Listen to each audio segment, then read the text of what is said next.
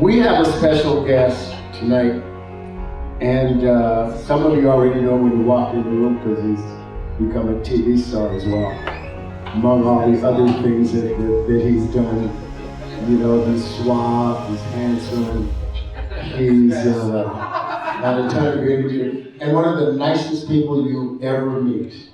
And I mean that sincerely. It's always great to see him. And he's got his own Wikipedia page. And if you got 15 or 20 minutes, you can read his Wikipedia page. You can see a lot of stuff that's there. And most of those things are unattainable.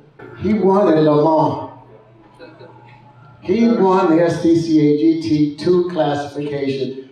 So with nothing more than that, that's not even page one. Please welcome with a great big round of applause our friend, Justin Bill. Wow. I didn't think he was actually talking about me. I thought he was talking about Chase.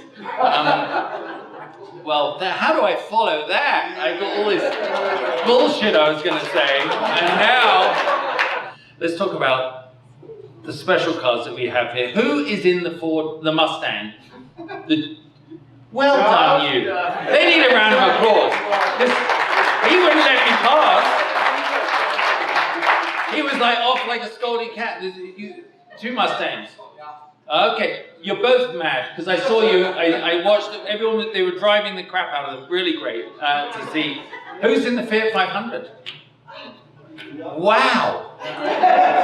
We did the California Melee last year, and there was someone in front of us in a little Fiat forever. They never gave up. So that's really good. But seeing.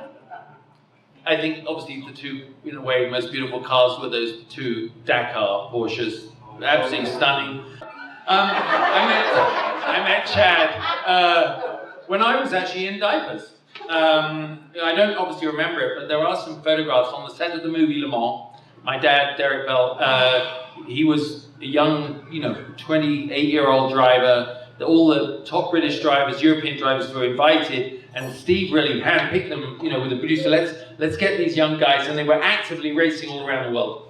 So they would go to set in between, real races.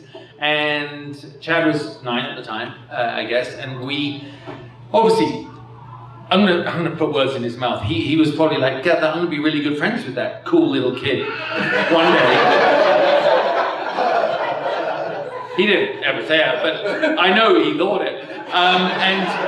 But we had these amazing photographs, and actually my prized possession in the whole world is a photograph of Dad and Steve sitting in director chairs in their race suits, and they got that whole, late 60s, 70s sort of haircut going on. And I was at 2 years old and I had a little pudding bowl haircut, and I'm standing there, and I'm looking at my dad, and Dad's looking at me, and Steve's cracking up, and he signed it, which I never got the picture until 30 years later. To little Justin from a friend of your dad, Steve, and that's like my best possession. Cool. And then the first ever Luftgekühlt, you were there, and we recreated the picture with my son, who was about the same age, so it was kind of cool.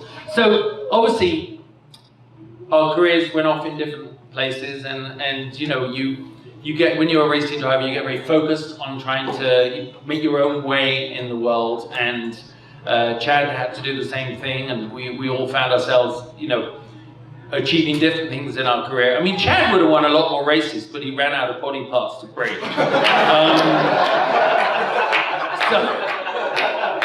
And walls. There weren't no more walls left, right, buddy? It's good. I was in the race when he hurt himself. I was at Daytona. Not a good moment. Because, it's very easy, and Michael knows, he's done enough track driving, and all of us, and I know Hutton's done it, you race and you think to yourself, oh, it's not my day, I'm not going to get hurt today.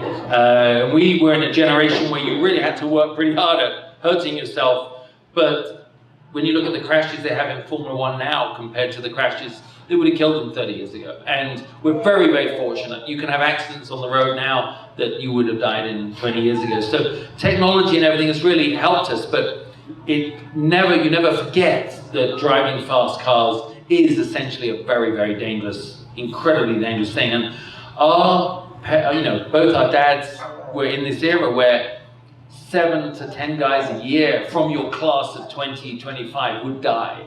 In 1 year in Formula 3, 8 guys died in 1 year. And the intensity and the danger of driving, 226 miles an hour on the Mulsanne straight in the rain, can't see anything, looking out the side window, hoping you're going to see the edge of the road. And you go, yeah, you are. You get out. You do not need drugs. You get out and you're like, woo! And it's not, and you have a lot of pent-up energy, and if the car doesn't finish, woe betide your girlfriend. I mean, because you're like, I'm ready. I was ready for 24 hours. So no. But actually, being there with Dad, and the pride I feel for him. I guess the point of this story is that being there with him, watching him find my own place in the world, still racing, historics and things, but doing the TV thing, it was just amazing to see his happiness. And I think for Chad, I'm not going to ramble on, but that for me is where I see for Chad, your dad was just such a superstar, and you had to live with that your whole life too. And you did your own things, and you have this beautiful family. But things like the Boys Republic, this is your legacy. And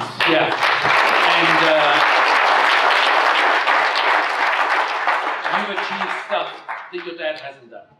So, carrying on the family name, and then with Chase and Maddie, you're going to do the same thing. It's, we all have our own roles to play in whatever version of representing the family that we do, and none are more important than the other. And I just want to say, being friends with these guys is one of the most important relationships in my life, and I see it with the rest of you, the passion that you have to see Chad and Jeannie there. Thank you, buddy. And so that's it. I just want to say thank you for having us. It's been amazing. I had so many even worse jokes that'll happen in the bar. All right, guys, thank you for having us, and it's just amazing. We'll be back next year, I hope.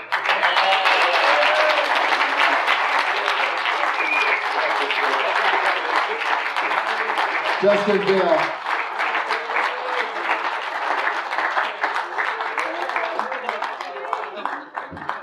Thank you for taking the time to be here. And even though Chad and Chase asked you, you could have had something more important to do, but you were here with us, and we appreciate that as well. You are very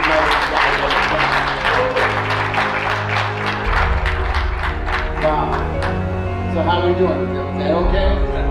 Is that okay?